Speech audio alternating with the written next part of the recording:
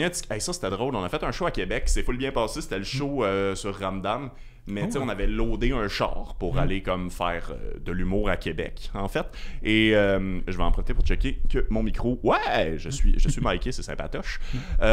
Puis, tu sais, genre, un consensus total de char de on se stationne, puis comme, on a le droit d'être là jusqu'à 10h. C'est sûr qu'on va finir le show jusqu'à 10h, mais tu sais, comme on est 5 à avoir noté 10h dans nos têtes, on a tout oublié en même temps. C'est le fun de payer un ticket à 5 parce que c'est pas si cher que ça, mais j'étais comme, hey, on a eu 5 bonnes occasions adultes de pas l'échapper celle-là. Genre, ça a pas fonctionné. Écoute, on est les meilleurs dans notre beau milieu. Ce qui m'amène à, hey, salut tout le monde, bienvenue à Rouler mais pas sur l'or, un podcast sur l'autoproduction, mais aussi où on explore c'est quoi juste commencer à vivre de son art. Cette semaine, en fait, il y a une artiste qui me fait un peu capoter que j'ai découvert il y a à peu près un an, comme principalement quand on a décidé de faire notre premier show ensemble à peu près 1500 km de chez nous, alors qu'on se connaissait pas. C'était quand même un gros bet de beaucoup d'auto pour on le sait pas si on s'entend bien. Et finalement, ça s'est bien passé, fait que je la réinvite un an plus tard parce que c'est ça mon sens du temps. Je sais pas où je m'en vais avec ça, fait que je vais dire ton nom. Maxime F. Gagnon, salut, comment ça va? Ouais, ça va très bien, toi? Ça va très bien, merci. Ça fait pas un an, par exemple. Ça fait pas un an? C'était en août. T'as raison. Ben, quoi que si tu comptes quand ça va sortir, peut-être, oui. Ouais, fait que je suis en train de buster ton... Oui, effectivement, ben, j'ai fait 2 erreurs, puis étrangement, tu les as rattrapées les 2 d'une bonne shot. Déjà là, tu vaux ta présence. Yeah. Mais oui, t'as raison, les podcasts, ils sortent en juillet, fait que ça tombe exactement là-dedans. Mais ouais, été 2022, je vais nommer par saison pour arrêter de me tromper. Ben, c'est Pierre-Luc Racine, en fait, qui t'avait référé, qui avait dit que ce serait le fun que tu viennes, en fait, avec nous en Gaspésie pour faire des shows aussi chaque. Ce qu'on a fait, puis qui était le fun, pour moi, en tout cas. Moi aussi, j'ai adoré ça. Une belle expérience de sortir de sa zone de confort complètement. Absolument. Puis là, c'est quand même drôle de parler parce qu'effectivement, dans la temporalité du podcast, ça fait seulement 7 mois, maintenant que j'y pense. Mais il s'en est-tu passé des affaires dans ta vie en 7 mois? Beaucoup quand même. Là. Ça a beaucoup avancé j'allais dire mon standing, mais pas vraiment mon standing, mais comment on me voit dans le milieu de l'humour, comment on me voit dans mes choses aussi, ça a beaucoup évolué. J'utilise beaucoup le terme reconnaissance. Yes, mais oui, je te vois beaucoup, en fait, dans les soirées. T'es une valeur sûre, en fait. Ça a été établi dans le milieu du booking, de genre comme, oh oui, non, Maxime, elle a un bon 15, ça vaut la peine. Je commence à te voir dans des shows en région. Je te book beaucoup aussi. Puis à date, tu m'as pas brisé le cœur au niveau de la performance, ce qui est aimable, je l'apprécie. Mais les choses vont quand même vite, puis je voulais qu'on s'assoie puis qu'on jase parce que je trouve que t'es quand même dans une partie intéressante de ton parcours artistique, genre comme là. Tu sais, je reçois quelques personnes au podcast, comme il y a Alex Perron avec qui on va jaser, qui a quand même eu facilement une trentaine de parties intéressantes dans son parcours artistique, parce que ça fait longtemps qu'il fait ça. Mais toi, t'es somme toute très nouvelle dans le milieu de l'humour, mais il se passe comme beaucoup de choses très rapidement pour plein de raisons. Fait que autant que j'ai plein de questions pour toi, que j'aimerais ça que... Serais-tu tente de te présenter, mettons, aux 3 personnes qui ne te connaissent pas au Québec en ce moment? Oui, ben Maxime F. Gagnon, nouvel humoriste depuis quelques temps. J'ai de la misère à dire à cause de la pandémie puis de mon in and out du milieu des fois avec ma transition et tout. Le temps, c'est un construit parce social. Parce que oui, je suis une femme trans là, pour les gens en audio qui... je sais pas si vous avez des audios, mais des audios, des fois, c'est tout le temps plus comme « Ah, ok, c'était ça qui me manquait l'information depuis le début de 1 heure. » Je voulais pas te faire brûler ta joke d'introduction, mais c'est... Ouais, j'ai commencé à plus la faire aussi, mais c'est ça, c'est pour moi en audio, je suis désolé pour vos érections, mais ça va revenir, mais ouais. Si vous avez bandé à cause d'un thumbnail, il y a peut-être un problème, là, mais c'est un peu, ouais. C'est, en tout cas, vous n'êtes pas sensibilisé tant que ça à la pointe, fait que c'est une bonne affaire, vous désensibilisez plutôt. Oui, le bloqueur familial fonctionne sur l'ordi. Exact. Puis c'est ça, nouvellement humoriste, je me concentre beaucoup sur le stand-up présentement. Je fais mon petit parcours, j'ai participé à Desjolies cette année, qui était bien cool. D'aller juste dans les, j'allais dire fin fond de région, mais je viens d'un fin fond de région aussi, mais c'est vraiment trippant d'aller voir à l'extérieur de Montréal, aller voir comment ça fonctionne, parce que c'est quand même 2 écosystèmes très différents, je trouve. Absolument. Fait que de parcourir le Québec et aller faire rire du monde ailleurs, c'est vraiment, ça donne une bonne reconnaissance. Absolument. Mais oui, t'as fait Desjolies, en fait, puis je te vois beaucoup jouer en région. En fait, j'ai peut-être le goût qu'on commence par ça dans ma liste de sujets que je voulais amener. Tu me fais beaucoup reprendre confiance en la région. Puis c'est très montréalocentriste en fait ce que je veux dire, mais comme je trouve qu'on t'accepte un peu de toutes catégories confondues parce que t'as des bonnes blagues à la base. Je pense que t'es très, très rassembleuse dans ce que tu fais aussi, mais je m'attendais quand même à un blocage un peu plus intense, même en ce moment, en 2022-2023, par rapport à comme aller faire des shows à Rawdon, genre comme comment ça se passerait, genre l'acceptation de genre je suis une femme trans, voici des jokes, comment tu vis ça, toi pis tes multiples skidoo, genre. Non, je suis d'accord avec toi. Même moi, moi aussi, en fait, au début, j'avais peur de ça. Mes premiers shows en région, c'était le temps OK, comment ça va être. Parce que même si je viens de là, je le sais, la réaction que les gens peuvent avoir, justement, je l'ai peut-être même un peu plus. Fait que j'avais cette peur-là de comment ça va être réagi, comment ça va être fait. Mais le premier show que j'ai fait en région, que je me souviens déjà plus, c'était où, je pense?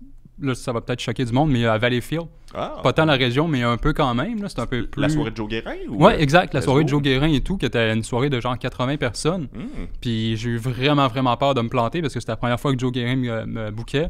En plus, c'était sur recommandation de Martin Lauzon, très bon humoriste, mais j'étais comme, je veux pas le décevoir, sinon lui, ça y perd un peu de sa reconnaissance aussi là-dessus. C'est un staple aussi, tu sais, genre, je pense que c'est un symbole un peu, cette soirée-là. Tu sais, elle existe depuis longtemps. Joe, tu sais, tout le monde a beaucoup de respect pour lui pour plein de raisons différentes. La booker, c'est Cindy Trudel qui comme est dans l'âme du ZooFest depuis ses débuts, genre, fait que il y a quand même beaucoup de pression qui fait avec ça. Excuse-moi, je t'ai coupé, continue. Oui, non, il n'y a pas de problème. Je savais même pas que c'était Cindy Trudel parce que moi, c'est Joe Guérin qui m'avait écrit directement. OK. Il me disait, j'ai entendu parler de toi de Martin Lauzon, tu serais-tu correct pour faire un spot découverte 8 minutes? Je disais, ben oui, je vais le faire. Je viens de le choquer, ce spot-là, en plus, mais continue. Non, mais ça, moi, c'était dans mes débuts, là. C'était comme l'année passée, au mois de mai, je pense que je l'ai fait au avril.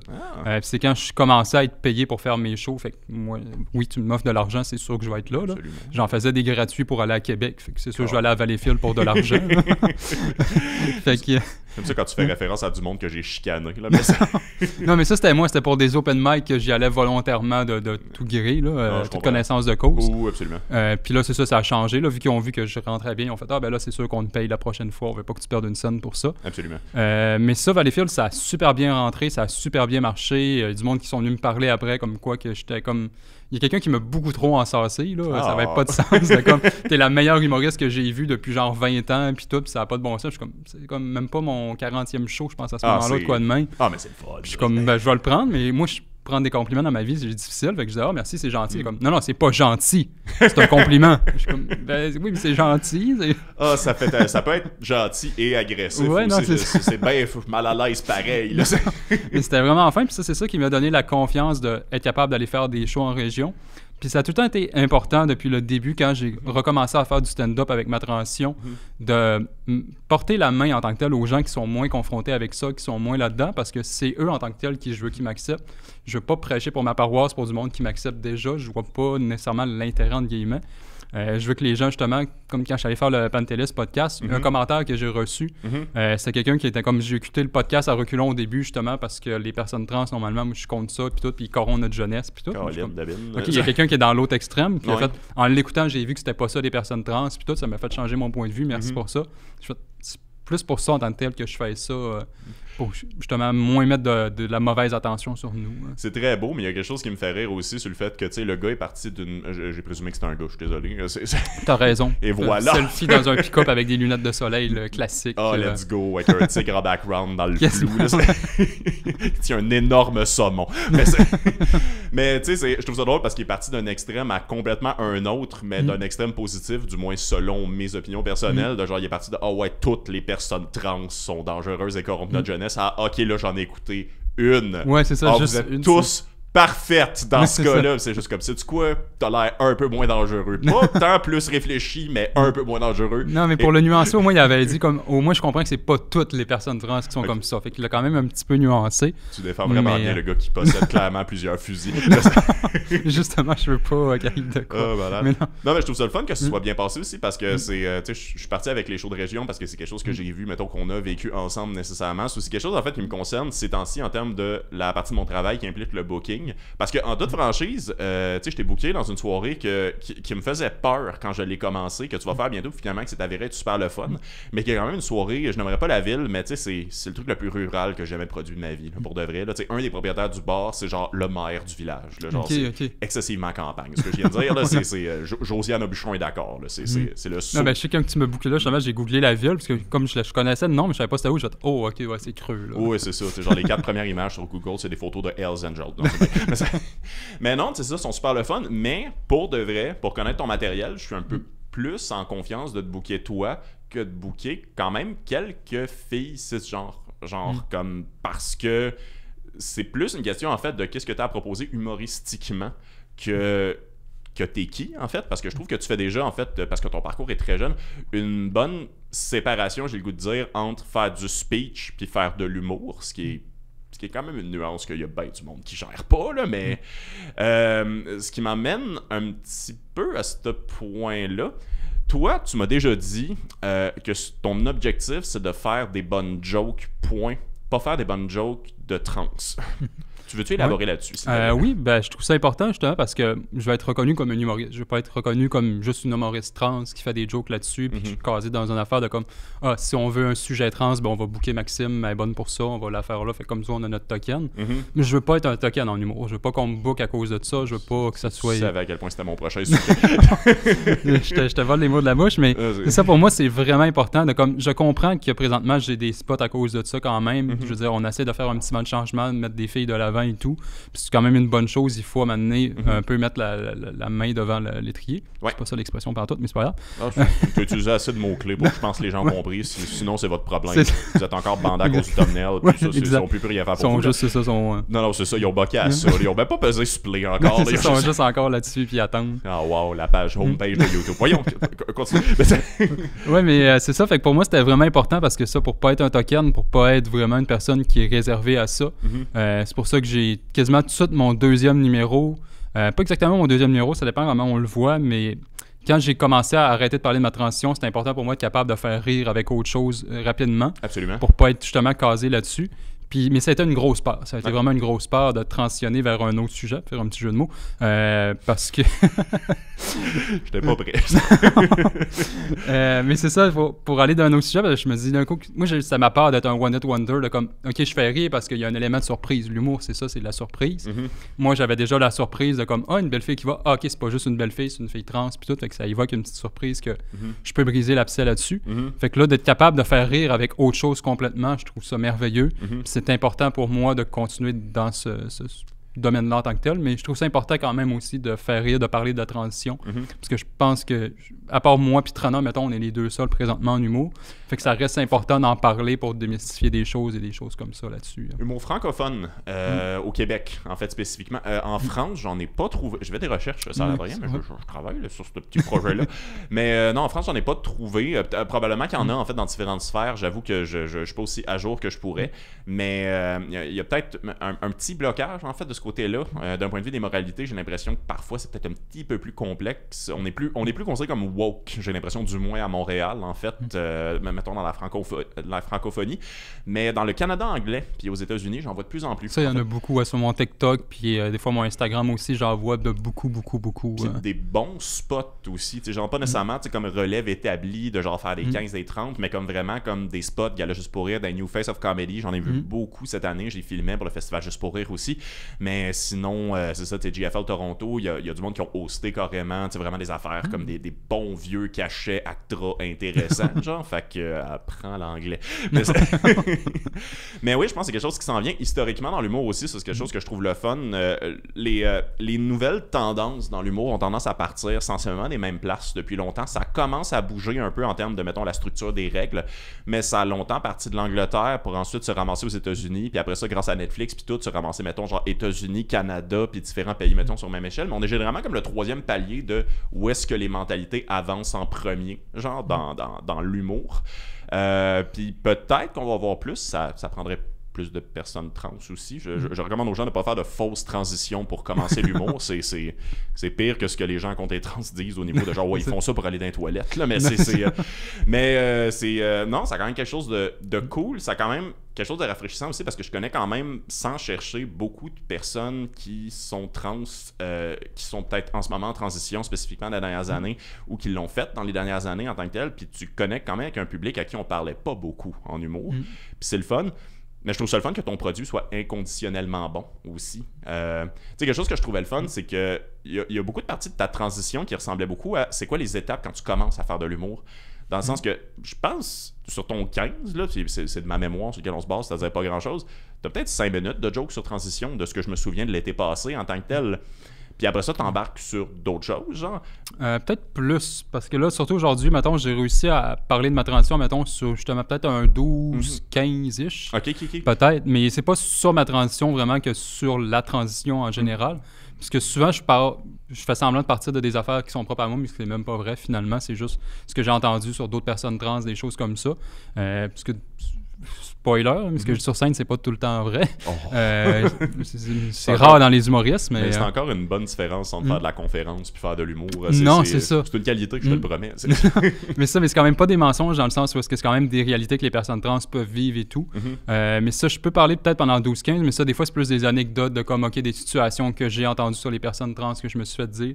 Fait que c'est plus pour en parler, démystifier des choses comme justement les agressions dans les salles de bain puis tout. J'ai un petit bit là-dessus de peut-être 2 minutes. Absolument. Juste pour en rire, comment c'est absurde en tant que tel comme théorie. Je comprends. Des petites choses comme ça. Mais sinon, là, mettons, c'est ça. D'habitude, je le coupe. Quand je fais, mettons, 20 minutes, je vais le couper. Je vais peut-être juste en mettre 8-10.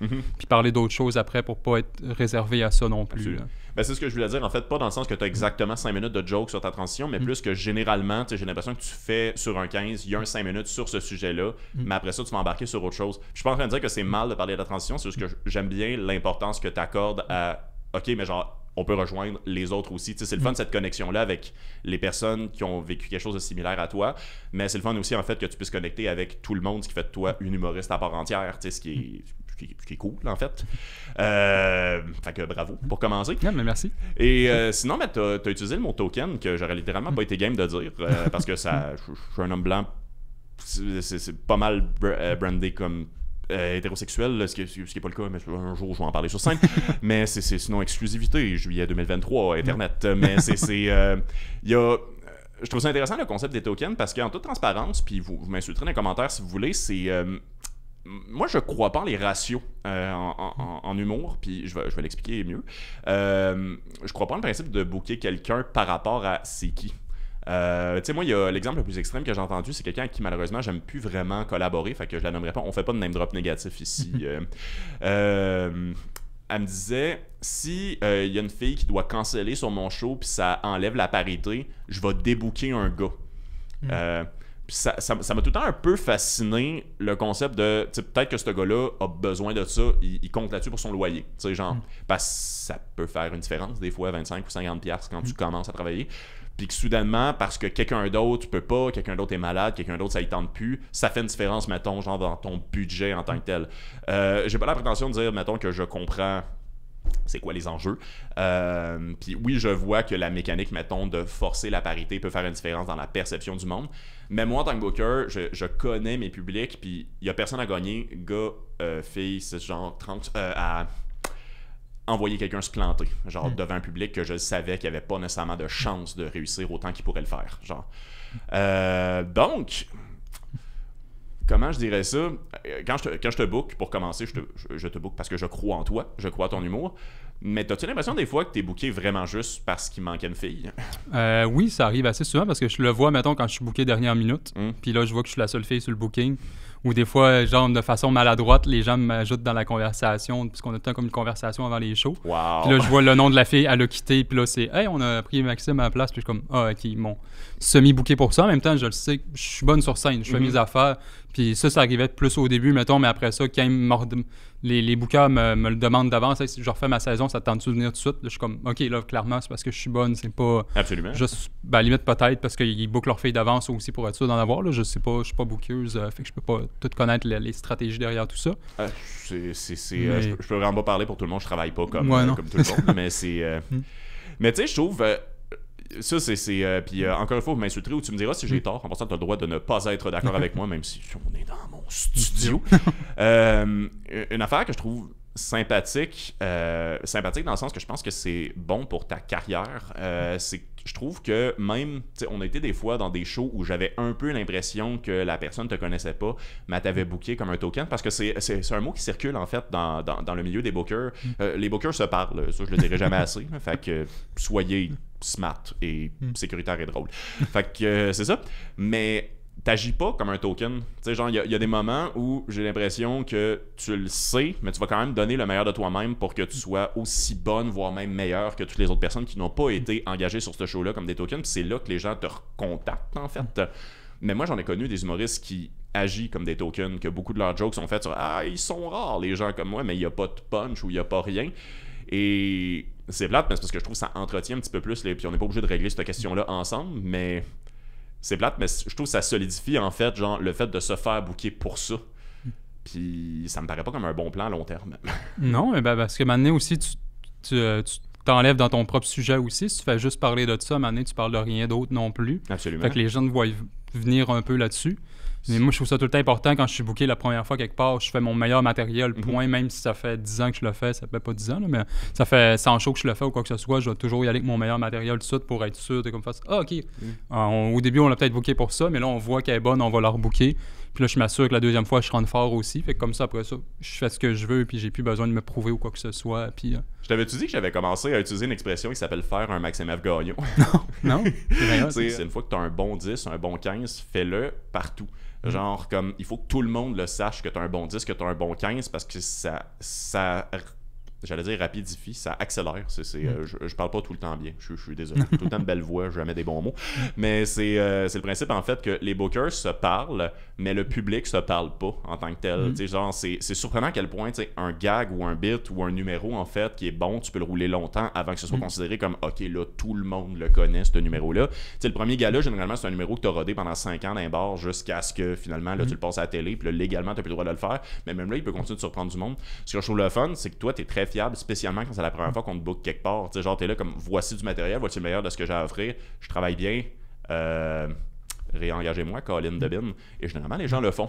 Je trouve ça le fun parce qu'il y a beaucoup de monde qui tombe en amour, spécialement quand ils commencent, qui tombent en amour avec leur V1, genre, qui sont juste comme ah ouais, là, c'est la nouveauté, c'est excitant, là, genre, présenter ça. Puis nous, on est comme ah, c'est mou. non, c'est ça. Puis je pense que c'est important justement de faire ce même matériel-là parce que moi, je trouve à force de l'avoir fait aussi, ce même numéro-là pendant un petit bout, j'ai fini par débloquer des choses à m'amener de comme je pensais qu'elles étaient faites. Puis à toutes les fois, je fais comme oh non, ok, je peux aller me chercher un rire de plus là, aller me chercher une affaire de ça. Fait qu'à toutes les fois, il devient meilleur en plus. Puis moi, c'était un conseil que j'avais eu pour pas le nommer, Frank Grenier, que j'ai fait souvent ses ateliers, puis c'est quand même un ami proche aussi qui m'a dit fais ton même numéro en tant que tel, va pas te planter à faire des V1. On l'aime, Frank. Oui, il est vraiment fin. Moi, il m'a aidé beaucoup dans mes affaires. Il m'a donné du booking que j'aurais jamais cru avoir de ma vie. Puis il a parlé de moi à plein du monde qui m'a redonné du booking. Fait que ça, c'est vraiment, j'en serai toujours reconnaissante là-dessus. Mais j'ai trouvé ça important de faire ce même numéro-là parce que, comme tu dis, les gens dans le public se parlent pas. Moi, ce qui me faisait chier, c'est que souvent des autres humoristes ou même de mes amis en tant que tel, qui des fois me donnaient en show, comme moi, mais tu fais tout le temps le même numéro, ça devient plate à un moment donné. Et là, mais comme je le fais pas pour vous, là, je le fais pas pour les autres humoristes aussi. Ben non. Je me le fais à la limite pour le booker qui m'a jamais vu, je le fais pour le public qui m'a jamais vu. Je vais être sûr de bien rentrer, qui font comme OK, on est. Après ça, ils viennent me voir, ils font comme hey, t'étais vraiment bonne, c'est la première fois qu'on voit des affaires de même, puis tout. Puis je suis comme ben là, merci, mais c'est comme. Encore en même temps, c'est gentil. C'est ça, mais je me sens tout le temps mal quand ils disent c'est un spot de rodage, les membres viennent tester des jokes, là, je suis comme tout le temps moi, ah non, pas moi. Ben non. J'ai pas vraiment testé, moi, je sais que c'est solide en tant que tel, puis ça va bien marcher, puis. Mais il y a plusieurs raisons qui poussent un booker, ou en fait plutôt qui me poussent moi, mais j'en parle à d'autres bookers, ça c'est un peu plus répandu, de pourquoi qu'on book des gens. C'est plate, mais la première, parce que ça fait quand même un monde de différence au niveau de la promo, c'est souvent la reconnaissance. C'est le principe de, tu sais, genre, on le sait que, mettons, François Bellefeuille, il n'a pas besoin du 40$ qu'on donne à l'île Noire, tu sais, mettons. Fait que lui, il va casser du stock, je suis très au courant. Mais les gens vont quand même être ultra contents et contentes de voir que François Bellefeuille était là. Même si c'était crissement ordinaire pour du François Bellefeuille, ce que j'ai beaucoup de mal à imaginer parce qu'il me fait bien rire ce monsieur, il y a quand même comme une espèce d'effet de fascination, fait que c'est le fun, puis je pense que c'est pour ça, mettons, que rodage, c'est rodage. Mais toi, t'es pas encore au point où t'as, mettons, genre, on est universellement, là, genre 100% du monde dans la salle, on sait exactement c'est qui Maxime F. Gagnon, on est fucking content de la voir ce soir à l'île Noire. C'est faut que t'aies du stock quand même, parce qu'après ça, tu tombes dans la deuxième affaire, est-ce que il ou elle fait la job? Genre, c'est ça. Puis c'est important que tu fasses la job en tant que tel parce que, genre, toi, ton niveau de cassage de matériel, c'est peut-être pas le même que quelqu'un qui en fait depuis 30 ans aussi. Fait que, genre, y a-tu vraiment, excuse-moi, là, c'était une longue explication pour la question, y a-tu vraiment du monde qui te reproche de pas avoir rodé des fois, genre? Parce que. Pas les bookers, en tout cas, pas les gens en tant que tels qui étaient sur le show. C'est plus, limite, ça m'arrivait un petit peu plus peut-être là, quelques mois. Parce que là, j'ai commencé à faire du nouveau matériel aussi depuis l'automne et tout. Parce que moi aussi, quand je me fais booker à d'autres places, je suis comme, OK, ben là, il me faut d'autres stocks solides aussi. Là. Ben oui, je vais pas aller là les mains vides non plus ou devoir faire la même chose. Puis ben, c'est 2 fois plus gênant. Absolument. Mais non, les bookers me l'ont pas rapproché ça. C'est des fois d'autres. C'était pas vraiment des reproches plus que comme on aimerait ça entendre autre chose, j'aimerais ça voir autre chose à m'amener, voir une autre affaire. Fait que c'était pas vraiment négatif tant que ça. Mais c'était comme juste, ben là, il faut que je fasse ce matériel-là en tant que tel parce que il y a plein de monde, c'est peut-être la première fois qu'ils vont me voir et tout. Surtout, c'est ça, les bookers et tout.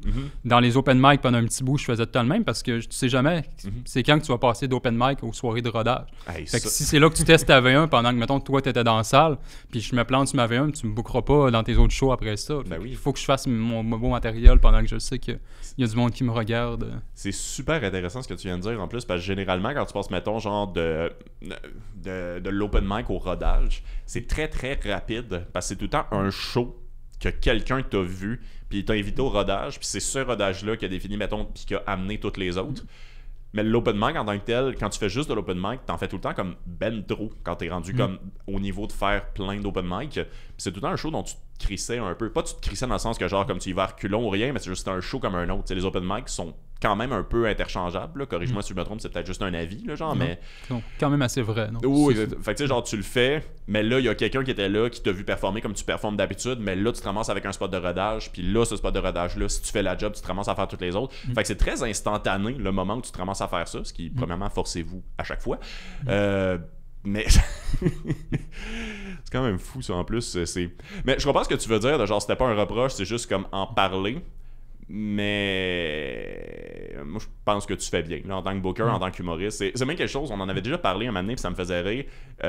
Les moments où, mettons, il y a une gang d'humoristes, c'est des amis, c'en est pas, on est en train de jaser après, puis il y a juste quelqu'un du public qui vient nous voir, mais qui a capoté sur l'un ou l'une d'entre nous, genre. Puis on l'a vécu ensemble le premier soir en Gaspésie où t'avais vraiment tout pété. T'as vraiment quelqu'un qui arrive pour dire genre je pense qu'elle t'a parlé 10 minutes là, genre de comme t'es vraiment bonne, puis mon fils est en transition, j'ai vraiment apprécié. Puis comme Nana s'est rappelé qu'on était comme là nous autres aussi, puis elle a fait mais vous autres aussi vous êtes bons. Puis là comme moi je tout le temps je veux rien demander. Moi je pense que j'ai bien performé, mais effectivement Maxime elle a tout pété. Donc tu peux continuer de lui parler plus longtemps. Je pense que Maxime avait tanné, mais t'as l'air d'avoir des choses à dire. Madame Gaspésienne. Mais tu sais, des fois, genre, comme, il y a cette espèce d'ego-là qui embarque avec les humoristes, de genre, comme, juste faire un commentaire, de genre, comme, tu sais, t'as tout pété, mais tu sais, genre, toi, c'était rodé, ce serait le fun d'entendre de nouvelles choses. Ouais, mais je trouve ça vraiment fun que tu l'aies amené. Excuse-moi, c'est une longue phrase. Tu fais pas ça pour les autres humoristes. Il y a des humoristes qui font de l'humour pour les autres humoristes, puis ça a toujours été quelque chose que je trouve un peu bizarre. Non, effectivement, parce que ça, à la fin de la journée, c'est le public qui va nous faire qu'on va faire de quoi. Ouais. C'est ça, leur rire à eux autres qui va nous faire « OK, ben là, Harry Fort... » Je veux dire, les bookers, ils bookent pour leur public aussi. C'est pour eux autres qu'il faut qu'il y ait un show parce que c'est eux autres qui vont venir. Qu'un autre humoriste revienne ou pas, on est assez dans le milieu, je pense, pour pouvoir s'en passer de plusieurs. Absolument. Faut pas dire qu'il faut s'en passer, mais je veux dire, c'est pas grave en tant que tel si, OK, je book pas cette personne-là, j'en bookais d'autres cette saison aussi. Il y a des shows de rodage que j'ai pas fait des fois, puis c'était pas grave en tant que tel, ça a pas brisé leur soirée ou quoi que ce soit, puis ça leur brisera jamais parce que ça, il y en a tellement des bons humoristes que c'est pour ça que je pense que c'est important de prioriser le public en tant que tel, prioriser les rires là-dessus. C'est ça pour les peut-être 5% qui m'ont peut-être déjà vu parce que c'est des gros comédiens qui vont dans plein de soirées d'humour. Là, ça peut être chiant pour peut-être eux autres, mais pour 95% des autres, ils m'ont jamais vu fort probablement. Donc, Puis ils sont contents de te voir pareil aussi. C'est le fun de voir la progression d'un numéro. Tu parlais, des fois, il y a une blague qui se rajoute, il y a un truc que tu essaies. Puis tu sais, genre... moi aussi, j'étais un peu de même. On m'a déjà reproché ça, d'ailleurs, pendant la tournée de l'École de l'humour, ce qui était quand même d'une non-nécessité sans nom. Mais c'était mon gag d'introduction. C'est parce que quand je porte une tuque, genre je compte souvent mes numbers en disant j'ai vraiment l'air de vendre du café équitable, puis c'est ça, merci. Puis j'ai tout le temps l'air de vendre du café équitable, j'ai jamais l'air d'avoir de vrai job en fait, c'est sur ça qui se passe, là, mais mais c'est ça, il y avait une fille dans ma cohorte qui m'avait dit genre comme ben là, tu l'as fait hier, genre ça tente pas de changer pour asseoir, puis comme hier on était à Belleuil, là on est à Sept-Îles. je pense pas qu'ils se sont textés, là, voyons, là, qu'est-ce que c'est ça, genre, pis c'est très, très, genre, comme, tu sais, interne, faire ça, tu sais, pour l'art, faire ça pour les trucs, ce que je respecte aussi dans une certaine mesure, mais au bout du compte, pis c'est un peu l'angle de ce podcast-là, on fait une job, pareil. Le but, c'est de devenir des professionnels, puis de remplir la demande quand même le plus efficacement possible, puis ça passe par, ben oui, je continue de le faire parce qu'il est drôle, puis les gens continuent de rire, c'est eux autres qui gagnent. Ah oui, d'ailleurs, même histoire, tu connais Jean-Michel Martel? Oui. C'est, tu sais, quand on parle de pas faire des gags pour les humoristes, une des affaires d'un vendredi ou d'un spectacle, là, je te le donne ce truc-là parce que c'est important, si tu fais un gag que personne rit, mais que t'entends Jean-Michel Martel en arrière rire vraiment fort, ce gag-là, tu l'effaces puis tu le refais plus jamais. Jean-Michel pas pour les... non, mais s'il y a un silence de 2 secondes puis Jean-Michel part à rire, c'est que Jean-Michel rit tellement fort qu'il peut être suffisant pour te donner confiance en toi, mais c'est pas pour faire rire Jean-Michel qu'on fait de l'humour. Mais ouais, c'est devenu mon petit indicateur de genre, si Jean-Michel, puis le pire, c'est que c'est super le fun d'écrire avec lui, c'est une occasion d'échanger des textes un moment donné, puis aussi écrire pour lui, c'est toujours un bijou, là, mais genre comme... Si c'est juste un humoriste dans le fond qui rit, ça veut pas dire t'as fait ta job, peu importe à quel point il rit fort. C'est ça la leçon que j'avais le goût de donner. Même si c'est quelqu'un que t'admires, en fait, t'es comme ah nice, j'ai fait rire mon idole. Genre comme ça prendrait une petite clap aussi une fois de temps en temps. Genre c'est. J'aimerais ça qu'on parle de la Gaspésie en fait, parce que tu m'avais parlé de ça comme un moment charnière en fait de ta carrière. Tu m'as dit qu'on t'a invité à un moment où tu considérais possiblement arrêter l'humour. Oui, effectivement, dans toutes les nombreuses fois que j'ai manqué à arrêter l'humour aussi, même avec ma transition aussi, j'avais manqué à arrêter, mais Gaspésie, ça a vraiment été le plus gros moment en tant que tel qui m'a confirmé, oui, c'est ça que je veux faire de ma vie à temps plein. Parce que plusieurs raisons, c'est ça, comme je parlais un petit peu tantôt, mais j'avais peur d'être un one hit wonder. Okay. De juste, j'ai mon numéro sa transition qui marche super bien, puis je suis pas capable de faire rire sur les autres sujets.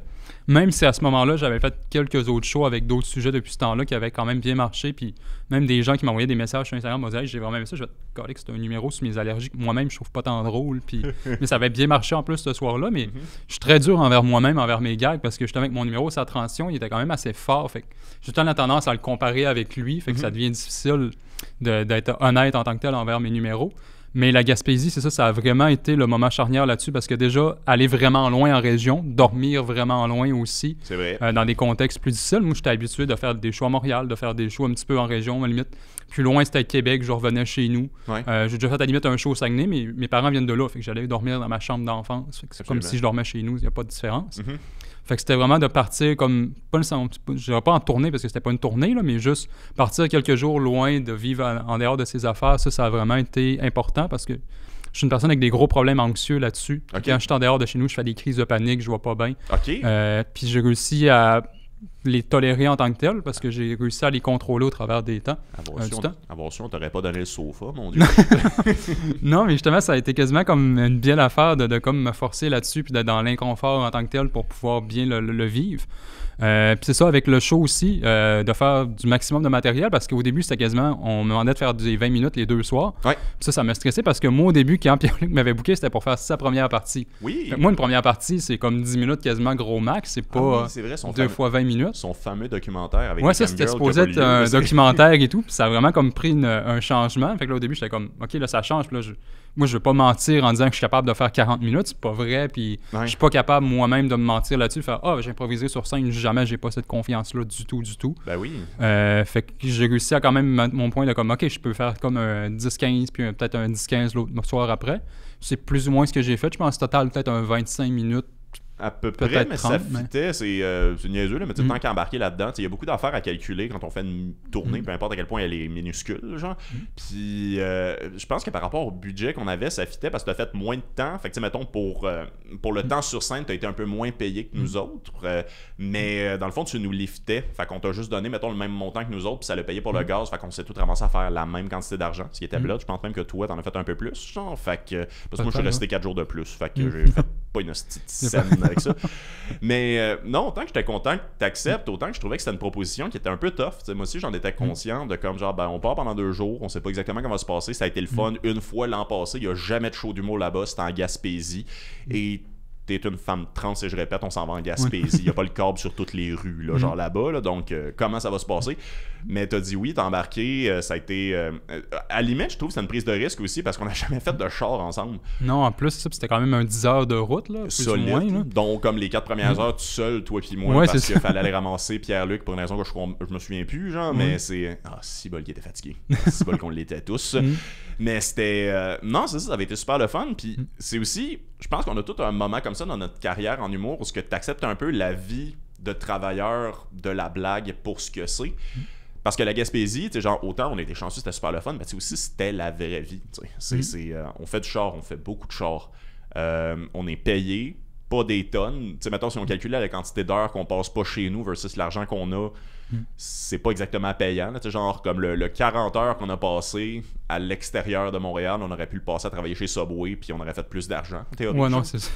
Mais en même temps, il y avait quelque chose de le fun, la découverte, les anecdotes aussi, de genre comme le feu de camp à côté, le microcosme de cet endroit-là, les personnages qu'on a rencontrés. Tu sais, moi, j'ai beaucoup de jokes qui sont apparus de cette fin de semaine-là. Ça a été créativement super intéressant. Toi, je pense que t'as cassé du stock, en fait, le deuxième soir. Oui, en plus, aussi. littéralement, c'est ça, j'ai cassé du stock. C'est là qu'il m'a fait voir aussi de comme l'importance aussi de parler un peu de ma transition. Parce que le deuxième soir, moi, dans ma tête, c'était moi qui animais le deuxième soir. Fait que c'était moi qui rentrais la première sur scène. Puis là, je me suis dit, là, c'est le deuxième soir sur, littéralement, back-à-back. Fait que 90%, ça va être le même public, finalement. Fuck all, c'était pas ça du tout. Non, vraiment pas. Je pense qu'il y avait peut-être 30% gros max du même public, puis encore. Il y avait ta grande fan. Oui, il y avait ma grande fan qui était là, puis avec son fils ce soir-là. Je crois que c'était son fils, là, qui était blasé. Oui, il s'en multi-torchait. Hein? Ça, c'est sa mère qui l'a convaincu qu'il allait avoir le show de sa vie, puis il était comme, non, j'ai pas eu le show de ma vie. C'est juste drôle, parce que autant genre que lui était déçu du show de la vie, nous autres, on était déçus de son fils, tellement nous en avait parlé. Là, ouais, c'est ça. On s'attendait à ce qu'il nous aime plus. Tu nous avais promis qu'il nous aimerait plus. Dis moins de mots, madame. Ouais, mais ça m'a vraiment fait l'importance de ça parce que pendant comme la première, peut-être même les 2 premières minutes, j'en ai pas parlé du tout, je faisais des blagues régulières. C'est vrai. Puis je voyais que les gens m'écoutaient, mais ils m'écoutaient d'une façon de comme on comprend pas vraiment ce qui se passe. Oui. Puis aussitôt que j'ai fait ma joke là-dessus sur ma voix, puis tout que j'avais essayé une nouvelle joke, ça l'a éclaté. Oui. Puis là, j'ai fait OK, il faut vraiment que j'en parle parce que là, je les ai comme perdus pendant 2 minutes. Si ça se trouve, ces 2 premières minutes-là, il aurait pu être plus drôle s'il était en connaissance de cause de ce qui se passait sur scène. Absolument. Parce que ça, on est quand même dans le fin fond de la Gaspésie puis tout, fait que les gens, ils ont quand même pas peut-être cette connaissance-là, ou en tout cas, ils ont pas nécessairement cette approche-là. Je pense que c'est un cas de... puis là, je veux vraiment pas qu'on sonne comme élitiste par rapport à on habite dans une ville, c'est pas parce qu'on a plus de dépanneurs qu'on est meilleur que vous autres, mais mais je pense que c'est plus une question qu'au quotidien, ils en entendent moins parler, mais ils savent très bien c'est quoi. Fait que c'est plus une question de, tu sais, ton gag d'introduction, c'est juste comme le sujet, c'est ça. Tu sais, ça va sonner bizarre ce que je vais dire, là, mais c'est un moment très Maxime Martin, de genre, comme, il commence tous ses numéros avec pas de gag. Ça, s'il y en a après ça, là, vous votez à la maison. Mais c'est très... C'est très, genre, comme ceci est mon sujet, on parle de ça pendant 10 minutes, et voilà. Genre, mais c'est pas nécessairement une explication, c'est pas comme ça, là, le dictionnaire Larousse 2021, parce qu'avant ces années-là, ils ne reconnaissaient pas ce mot-là. Une personne trans, c'est ça. Mais comme, c'est... Je pense qu'ils ont besoin juste des clés, mais ils savent très bien où est-ce qu'ils s'en vont. Genre, fait que, puis autant du fait qu'il faut continuer de te booker en région parce qu'ils vont rire, puis ils méritent. Non, ça, ils vont rire. Ça, j'en ai fait plusieurs. On est allé à Saint-Adrien avec Colin pour un show d'humour politique. Nice. Puis c'est ça, il y en avait beaucoup que quand j'ai monté sur scène, je l'ai vu, les yeux qui ont changé, même du monde qui sont venus voir à la fin. Comme c'est la première fois qu'on voit une personne trans, on n'avait jamais vu avant, puis tout. On savait même pas si on avait le droit de rire, puis tout. Je suis comme, là, c'est quand même de l'humour, oui, vous avez le droit de rire, mais c'est ça, de voir cette importance-là, mais ça, je fais la job en tant que tel, dans le sens où je dois les faire rire. Je suis allé à plein de places dans les régions éloignées et tout, puis ça a tout le temps super bien marché. Ça peut-être 2-3 fois que ça n'a pas été le cas, mais ça, des fois, c'est quand c'est plus difficile, c'est quand c'est des gens plus vieux, normalement, que ça peut être un petit peu plus difficile. Puis encore, j'ai fait Donnacona récemment, puis il y avait des vieilles dames en tant que tel en avant de moi, genre 60 ans et plus. Puis quand même, ça, normalement, mais j'ai quand même, en plus, c'est moi qui closais pour la première fois de mon parcours, je closais une soirée à ce moment-là. Puis il y avait des gens quand même assez âgés dans la salle, puis c'est eux autres qui ont le plus trippé, qui riaient le plus, que je les voyais, qui sont venus me féliciter à la fin, puis j'étais comme, OK, il faut que j'arrête d'avoir des préjugés ou quoi que ce soit, parce que ça sert à rien, parce que il y en a autant des jeunes qui peuvent me détester qu'il y en a des vieux qui peuvent m'aimer, puis tout, fait que je fais ce que j'ai à faire, puis je sais que ça va finir par bien aller anyway. Absolument. Puis tu sais, genre, même quand tu te plantes, parce que ça doit arriver aussi, tu sais, tu te plantes pas nécessairement parce que t'es une personne trans non plus. Genre les humoristes se plantent en général. C'est sûr qu'il y a une certaine fermeture. Mettons, si t'entends personne à la machine à vidéo poker crier des obscénités, genre peut-être que là, il y a un problème spécifiquement à cause de ça. Mais tout le monde se plante. Là, je veux dire, Mario Jean, qui n'est pas une personne trans, se plante une fois de temps en temps. Là, tombez pas en bas de votre chaise à l'audio. Là, ça fait des accidents d'auto. Mais c'est ça, en tant que tel. Je pense que c'est spécial en plus. Genre, je vais revenir au concept du token parce que ça, je trouve ça intéressant. J'ai l'impression que les mentalités avancent, pas aussi vite qu'on le voudrait, mais elles avancent quand même, mais que des fois on prend un peu pour acquis, mettons que si ça l'a pas ri, c'était à cause d'un préjugé négatif, alors que des fois c'est juste une question de contexte parce que tu fais autant partie de la game que n'importe qui d'autre, genre, fait que je sais pas, c'est encore une fois je vais revenir tout le temps à ça, mais je vais juste continuer de te booker. Tu viens-tu, je viens de penser à ça, c'est-tu le 25 janvier que tu viens à Berthierville? À ma soirée? Non, c'est le 23 février. 23 février. Parce que le 25, j'étais déjà. 22 février, excuse-moi. Ou le 22 peut-être, ouais, ça, mais en février en tout cas. C'est la deuxième. Non, je me demandais parce que il y a Colin aussi, je pense, qui est le même soir que toi. Fait que, en février, ok. Ah, nice. Mais j'ai confiance en Berthierville. J'avais un peu peur. Il y a beaucoup de gens qui font de la cocaïne de manière non ironique, mais c'est correct. C'est comme au fermenteur, ça a vraiment bien été aussi, puis tout. Puis je m'attendais quasiment, vu que c'était un bar. Je sais pas si c'est dans ma prairie, mais un bar plus métal en tant que tel. Oui, plus de... absolument. Mais en même temps, c'est ça, j'écoute moi-même du métal, puis je sais que normalement, c'est les gens les plus ouverts de tout. Oh oui. Puis ils nous ont prouvé ça ce soir-là, parce que juste moi puis Colin, on est quand même plus politique sans vouloir l'être nécessairement, mais plus dans ce spectre-là de l'humour. Fait que de faire rire des gens en tant que tel qui sont pas dans ce milieu, qui auraient été peut-être plus dans l'humour gras ou l'humour GHB en tant que tel. Effectivement. Mais que ça fonctionne super bien, parce que maintenant, quand c'est drôle, justement, peu importe le sujet que tu abordes. Fait que... C'est drôle que tu parles de ça parce que j'ai déjà reçu dans la première édition de ce podcast-là Charles Deschamps.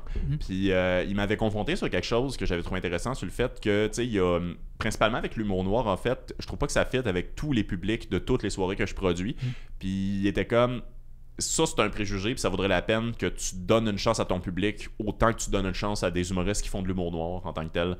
Puis je trouve ça le fun, mais je trouve que c'est un argument qui est tout le temps utilisé juste pour l'humour noir, genre, parce que c'est un préjugé quand j'y pense. Ça meublait une grosse partie de la conversation, puis j'en suis conscient, puis c'est quelque chose sur lequel je travaille, mais je l'ai quand même dans ma tête, le fait que une femme trans qui va parler ça, même si c'est pas pendant tout le numéro, ça se peut qu'il y ait un blocage au niveau de la soirée de région. Puis tu sais, autant que, je veux dire, je te book, fait que c'est quelque chose que j'ai confiance, mais c'est quand même, ça allait alimenter une partie de cette conversation-là, fait que c'est quelque chose qui est présent dans ma tête, qui est présent dans celle des autres. Puis c'est vrai qu'il faudrait faire confiance au public de région. C'est pas des caves, tu sais, genre, Non, effectivement, c'est ça. Puis j'ai peut-être l'impression aussi qu'au début, des fois, il y a peut-être des gens qui me protégeaient là-dessus, qui avaient peur de ça. Oui. Justement, mais comme je sais pas comment le public va réagir, c'est un public un peu plus âgé, puis tout. Puis finalement, il me donnait une chance, puis comme, ok, je regrette quasiment de pas t'avoir donné la chance avant, parce que absolument. Tu sais ce que tu fais, tu sais ce que ça va bien marcher. Parce que ça a toujours été important de ne pas être moralisatrice dans mes numéros, quoi que ce soit. Je suis pas confrontante non plus, j'en ris, c'est de l'autodérision un peu. Fait que je pense que n'importe qui en tant que tel peut rire assez facilement là-dessus. Absolument. Fait que ça, c'est important. Puis c'est ça, pour ton point sur l'humour noir, je trouve peut-être des fois la même chose aussi, parce que souvent, des fois, on associe l'humour noir avec de l'humour problématique, mais je pense que c'est pas toujours le même problème, parce que techniquement, j'ai des gags d'humour noir dans mes numéros. Ah, moi aussi. J'ai des gags sur les pédophiles, j'ai des gags sur des affaires de même d'agression, de viol à la limite, mais de la façon comment c'est apporté, ça paraît moins. Puis je pense avec mon casting aussi, ça l'aide de comme les gens pensent que vu que je suis une femme trans, je suis woke, fait que ça va passer dans le bar, puis c'est quand même vrai un peu aussi, parce qu'ils le voient pas arriver, ils font comme ok, c'était ça, fait que c'est comme la surprise. Ah oui. Mais je sais que moi, j'ai toujours trippé l'humour noir, j'aime ça, je vois des fois à GHB aussi faire des numéros là. Je vais te la voler cette phrase. Excuse-moi, je vais te la voler cette phrase-là en passant. Genre, des fois, on associe beaucoup l'humour noir à l'humour problématique. Puis parler d'humour problématique, genre, j'avoue que c'est. Ouais, je vais commencer à brander. Je le fais, non, je book pas les gens qui font de l'humour problématique. Non, c'est ça. Je pense que c'est ça la grosse différence. Souvent, on associe ça de comme, ok, parce qu'il fait une joke qui est noire en tant que tel, le public va être offensé. Mais ça, je pense. C'est plus dans les safe space que oui, ça va. C'est sûr que là, ça sera pas correct. Mais dans des soirées régulières, je pense que les gens sont assez ouverts puis tout. Puis je pense qu'il y a beaucoup d'humoristes qu'on pense qu'ils font pas de l'humour noir, qui en font par la bande comme moi en tant que tel, puis ça fonctionne bien. Fait que je verrais pas pourquoi une personne qui fait plus ça dans son branding, ça marcherait pas non plus. Ah, puis il y a du monde extrêmement de gauche qui font de l'humour complètement problématique aussi. Là. Exact. Tu peux être excessivement woke dans ton humour problématique. Là. J'en nommerais pas parce que je suis déjà assez en chicane avec ces gens-là, mais c'est ça pareil. Non, ça, puis eux autres aussi, remarque, mettons, les gens qui font de l'humour noir, qui sont quand même assez intelligents, mettons, parce qu'ils sont rendus quand même loin dans leur carrière quand même. Ouais. Pour pas en nommer un, mais que je pense à lui. Ils savent aussi quand ils voient que ça risque pas, ils font pas, le public est stupide de pas rire, cette joke-là est bonne, ils vont faire OK, ben je la referai plus ou je vais la retravailler ou quoi que ce soit. Si c'est positif, t'as le droit de le nommer en passant. Non, c'est ça. Ben, je pensais à GF en fait dénommer. Je pensais aussi à GF dénommer. Parce que c'est une personne, je pense que des fois les gens le bookent pas à cause de ça. Ouais. Puis je pense que il devrait pas parce que je l'ai vu moi dans les soirées régulières comme à Sherbrooke puis tout, puis il a super bien rentré. Il y a peut-être des blagues qui ont un petit peu moins rentré parce que peut-être il y avait un propos pas nécessairement grossophobe mais qui laissait sous-entendre ça. Fait que le public était peut-être un peu moins à l'aise, admettons. Puis je dis grossophobe, mais c'était peut-être même pas ça le gag, là, c'est de ma mémoire de poisson rouge. J'ai assez de confiance en GF pour savoir que son point, c'était pas ça. Non, c'est ça, puis c'est ça, je le blâme pas là-dessus du tout pendant tout, mais je pense qu'il est assez intelligent pour faire que si ça n'a pas marché, je le referai plus en tant que tel ou je vais aller ailleurs puis tout. Mais c'est ça, c'est des personnes un peu comme moi, de comme ils vont voir que ça marche pas, ben je vais faire autre chose puis c'est tout. Là, c'est pas, c'est très très c'est bizarre parce que genre on est tous les deux pas nécessairement connus pour faire de l'humour noir, mais pourtant il y a plus de jus dans cette avenue-là que je pensais. Mais c'est parce que c'est aussi très parcours de l'humoriste, j'ai l'impression, d'apprendre à faire la différence entre faire des jokes puis faire un effet choc. Parce que tu sais, genre, moi je suis très très capable de court-circuiter pas mal n'importe quel cerveau à rire, mais ça veut pas nécessairement dire que j'ai fait une joke. Tu sais, genre, si je dis genre, non, je donnerai pas d'exemple finalement, j'ai pas le but de me faire démonétiser, là, mais tu sais, genre, comme fait une contradiction avec, mettons, une image extrêmement vulgaire et graphique, genre, puis probablement que quelqu'un va rire. Genre, comme probablement une bonne partie du monde. Faut juste que ce soit complètement inattendu. Tu sais, mais c'est pas un gag en tant que tel. GF fait de l'humour noir, a fait beaucoup de court-circuit de cerveau, mettons, en très début de carrière, mais il a décidé de continuer de faire de l'humour noir.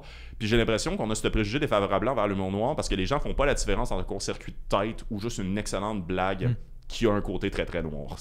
Non, mais je pense que c'est ça aussi parce que pour, mettons, je fais encore des open mic puis tout, c'est là que je m'en vais roder mon stock. Okay. Puis j'en vois beaucoup des humoristes qui commencent avec de l'humour noir, comme 80, je pense, % des humoristes hommes qui commencent à faire de l'humour. Salut le gars chaud. Exactement. Puis c'est ça, je pense que ça aussi, ça l'aide pas au préjugé parce que ces gens-là, tout ce qu'ils font, c'est quasiment ça, comme tu dis, des courts-circuits puis des affaires qui sont plus...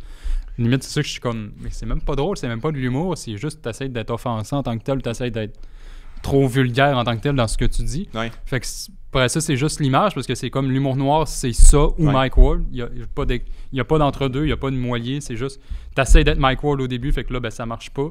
Puis le monde qui sont dans le milieu, qu'eux autres, ça fonctionne bien, ben on les oublie puis on fait comme s'ils n'existaient pas. Ah, sous-écoute, hein. Ça a juste eu un apport positif sur l'humour. Et la qualité de son semble belle et excellente. Il y a quelque chose que tu as mentionné, puis j'ai peut-être le goût qu'on en parle. Tu m'as dit que tu faisais beaucoup d'anxiété. Moi aussi, full. C'est tout. Je voulais juste qu'on souligne ce point. Non, non, mais t'as parlé que la Gaspésie, c'était pas le seul moment où tu as considéré peut-être arrêter l'humour. T'as-tu l'impression que ça n'arrivera plus? Ou t'as l'impression que ça va revenir, au contraire, que t'es certaine qu'à un moment donné, tu vas avoir le goût d'arrêter l'humour? Non, j'ai envie de dire, ben non, puis oui en tant que tel, parce que oui, dans le sens où est-ce que j'ai tendance des fois à avoir des grosses passions pour des choses de façon vraiment forte, puis du jour au lendemain, ils disparaissent, ces passions-là. Fait que peut-être à ce niveau-là, ça pourrait, mais en même temps, une des plus... Des choses qui a été le plus présent dans ma vie depuis que je suis né, c'est l'humour. Okay. J'ai toujours vraiment trippé sur l'humour depuis que je suis jeune, d'écouter des humoristes, d'écouter des shows d'humour.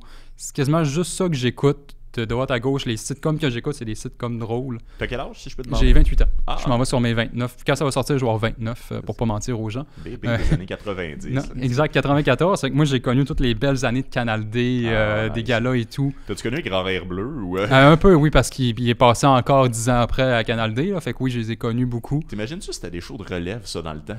C'est genre, t'allais casser du stock à la télé, man. Ça, c'est fou. Insane. C'est ça, des Comédia Club aussi. J'ai connu les débuts d'En route vers mon premier gala. J'ai tout écouté ça quasiment jusqu'au temps qu'ils mettent en ligne. Puis moi, vu que j'étais dans une région qu'on n'avait pas Vidéotron, j'avais pas accès à ça. J'envoie un email à chaque année de plus en plus fâché pour leur dire qu'il faut qu'on les mette sur Internet. Moi, je comprends pas pourquoi ils les mettent juste pas toutes. J'avoue qu'il y a peut-être certaines personnes qui veulent pas montrer cette partie-là de leur carrière. Je peux pas exactement parler pour tout le monde, mais ma théorie relativement éclairée de ce côté-là, c'est plus que, là, juste pour rire, en ce moment, ils mettent beaucoup sur leur channel comme des galas pis tout, mais mettons, il y a du monde qui signe pour certains numéros, mais pas chacun d'entre eux parce que ça vieillit pas si bien que ça, l'humour. C'est même pas mal une des formes d'art qui vieillit le plus mal. Les fois que t'es pas allé loin dans un concours, ça se peut que tu sois pas fier de ça, peu importe à quel point t'es devenu connu, là, ou sinon Yannick de Martineau, les cheveux qu'il avait à l'époque, là, mais c'est Seigneur Dieu, ça s'en remettra jamais. Mais comme il y a... j'aimerais ça. J'aimais ça parce que je trouve que ça normalisait. C'est un peu même le but de ce podcast-là. Je trouve que ça humanisait l'humour. Non, vraiment, ça, tu voyais plus, c'est ça, les débuts en tant que tel commencer, les personnes qui s'essayent, toute la diversité dans l'humour aussi. Tandis que quand c'est des galas, justement, c'est ce qu'il y a de mieux en tant que tel ou les plus connus.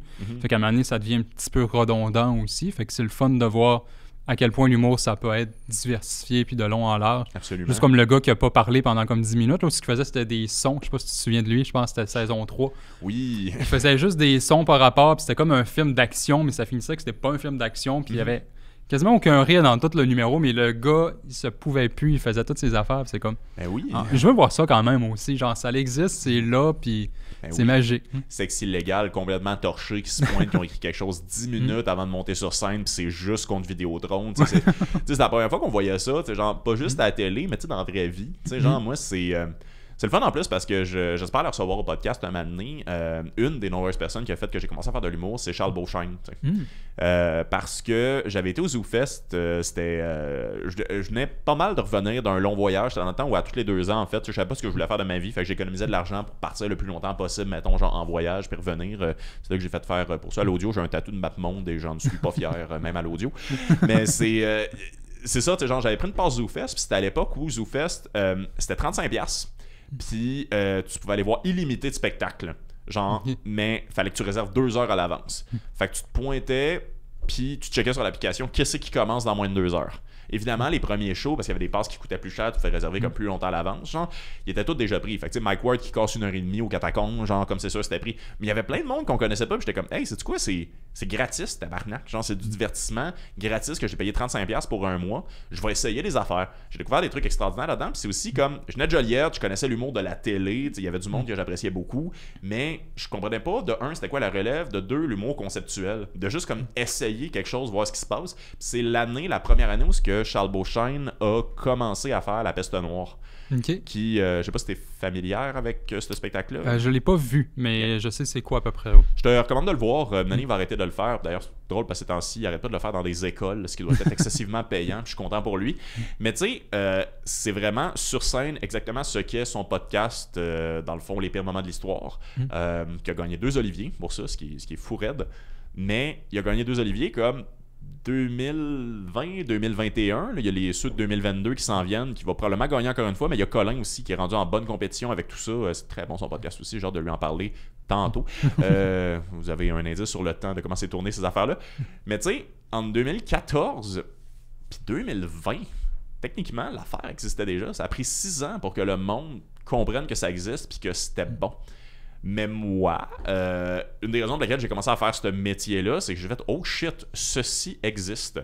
On peut faire ça. » Je veux pas nommer comme trop de monde, mais moi je connaissais beaucoup. Tu sais, le racontage, t'es un homme, t'es grand, t'as couché avec pas mal de monde dans la vie, puis t'en es bien fier, fait que tu vas en parler un peu non-stop. Puis c'est très, très, très comme il y a des codes établis. Genre, mettons que je m'entends bien avec ma belle-mère, moi, dans la vie, pas le droit de faire de l'humour. Pas le droit de faire de l'humour, je m'entends bien avec ma belle-mère, j'ai rien à dire.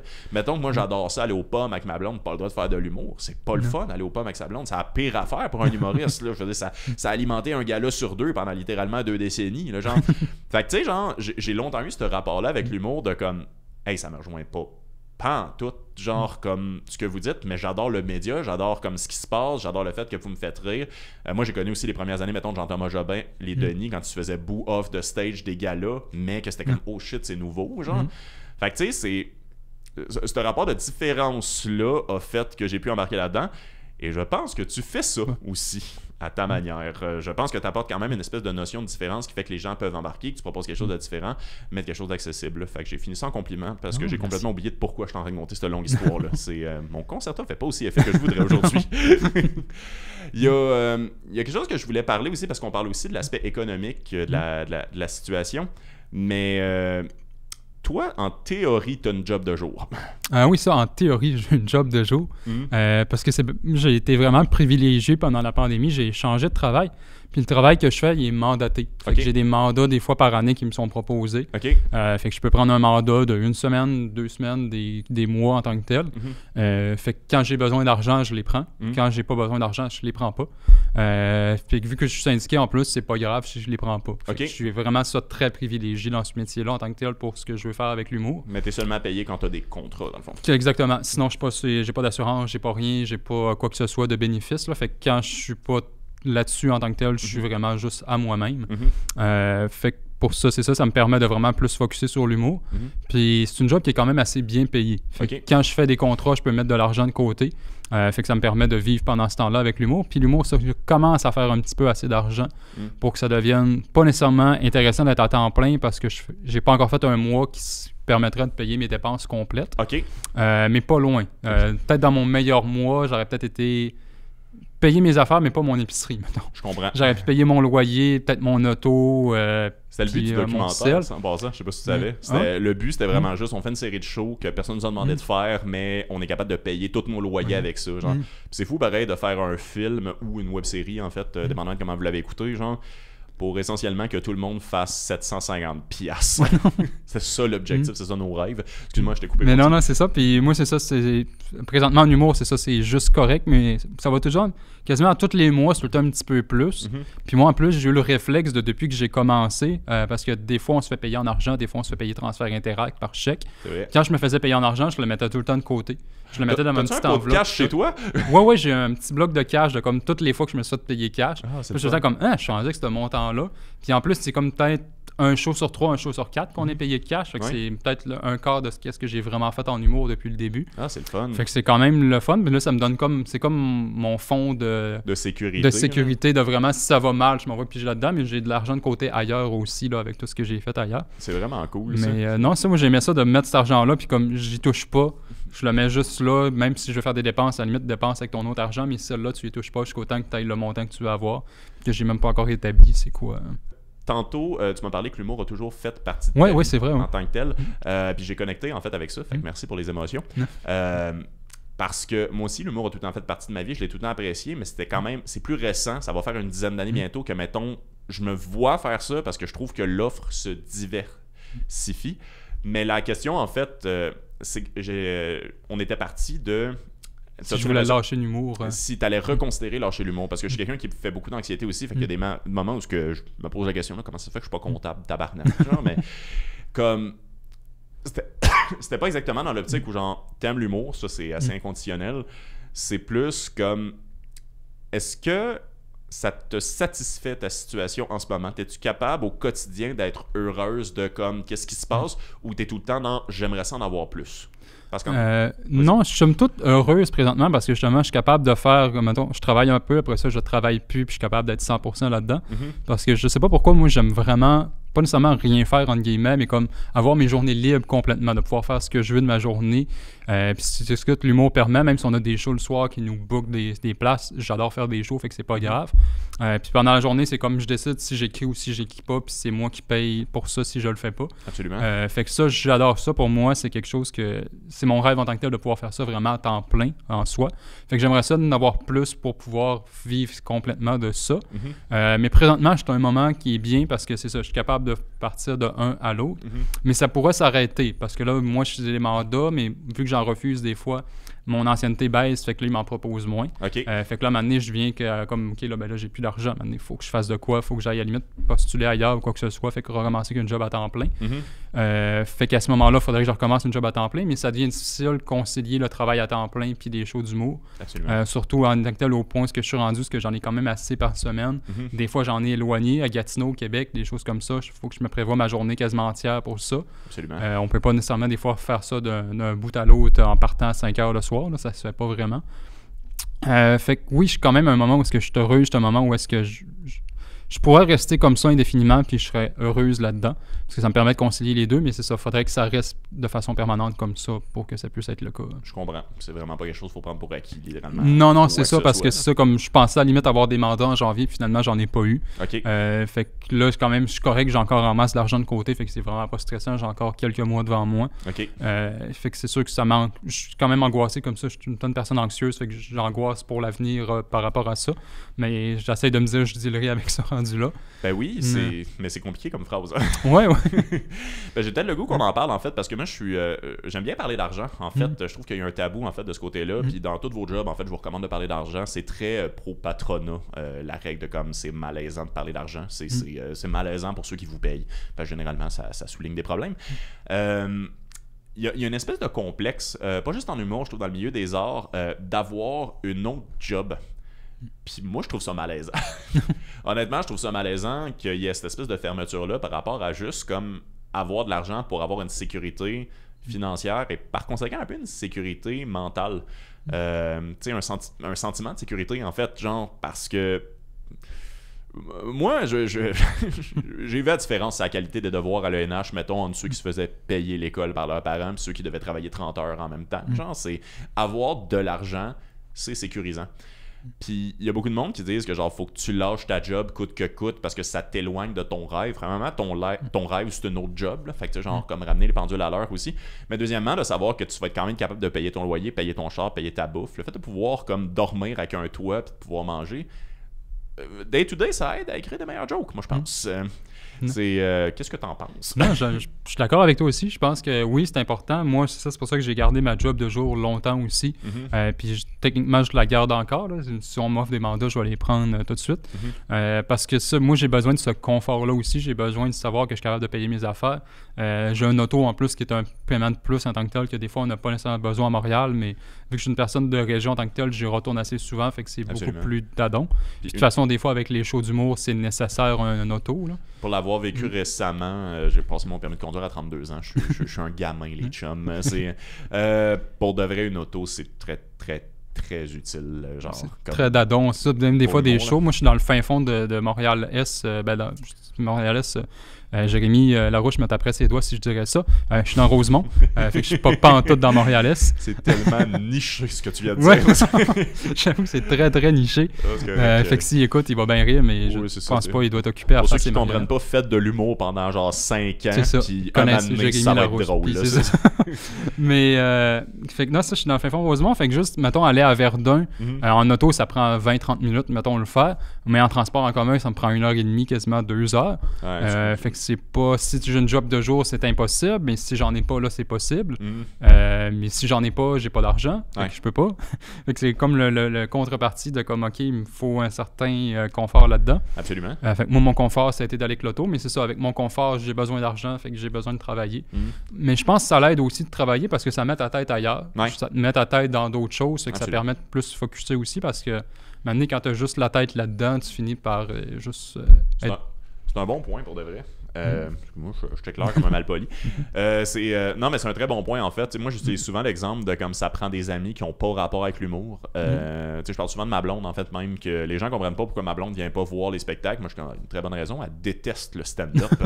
Puis là, pourquoi tu sors avec? J'ai pas le goût de sortir avec une fan. Genre, comme je vois 4 fois par semaine, quelqu'un qui a autre chose à me dire, qui me nourrit intellectuellement et socialement, en fait, d'autres choses que mon tabarnak de métier. Genre, je pense que c'est une bonne chose. Ma job a rapport avec l'humour, fait que j'ai pas ça, mais genre, c'est bien d'avoir cet exutoire-là, puis c'est bien que cet exutoire-là te paye aussi. Non, mais je trouve que c'est important de normaliser le fait, en fait, de faire de l'argent, genre, comme autant avec son art qu'avec autre chose.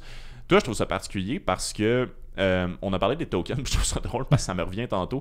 T'es un autre token, je sais pas si tu savais, t'es une humoriste avec une auto.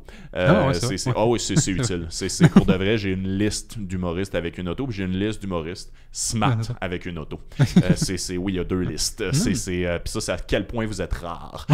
Il y a beaucoup de monde pas smart, mais que des fois on n'a pas le choix parce que il faut se rendre. Mais on est fin, on est tous fins. On est tous fins sur ceux qui n'ont plus le droit d'en faire. C'est pas un podcast pro Julien Lacroix. ça y a été dit. C'est, même s'il y a une auto. Mais il faut normaliser le fait d'avoir des dépenses. Il faut normaliser le fait d'avoir le souci d'avoir une qualité de vie aussi. Parce qu'autant créativement que c'est intéressant, autant que ça nourrit d'autres choses. Puis d'abord et avant tout que c'est pas supposé être complexant. C'est super hot de faire de l'humour. T'sais, moi, je parle souvent de l'humour comme étant genre comme il y a vraiment pas beaucoup de métiers dans la vie que je me vois faire jusqu'à ma mort. Celui-là, oui. C'est pour ça que je fais celui-là. Mais c'est compliqué vivre de son art. Toi, c'est particulier parce que en toute transparence, puis je te dis pas ça d'une place d'amertume, je suis fier de toi, ma chum.